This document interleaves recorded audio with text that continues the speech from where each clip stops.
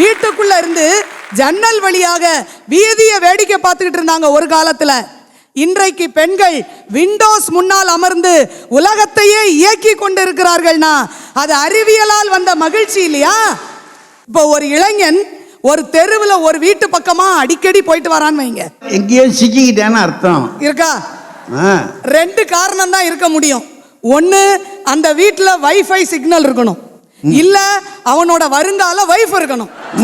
அப்படித்தான் சுத்திக்கிட்டு இருக்கான்னா அந்த அறிவியல் தான் அவனுக்கு மகிழ்ச்சியை கொடுத்து கொண்டு இருக்கிறது. முன்னாலெல்லாம் வெயில்ல போய் நின்று பீஸ் கட்டணும், பில் கட்டணும், இபி பில்லு, டெலிஃபோன் பில்லு, அரை நாள் லீவு போட்டு வெயில்ல போய் நின்று கட்டிக்கிட்டு இருந்தோம். இன்னைக்கு வீட்டுக்குள்ள உட்கார்ந்த இடத்துல தொட்டு தொட்டு வேலையை முடிக்கிறோம். எந்த ட்ரெயின்ல எந்த சீட்ல உட்கார்ந்து போறோம், எந்த பஸ்ல நம்ம வெளியூருக்கு போனோம், எல்லாவற்றையும் வீட்டில் இருந்தே முடிவு பண்ண முடிகிறதுனா அறிவியல் உங்களுக்கு மகிழ்ச்சி தரல?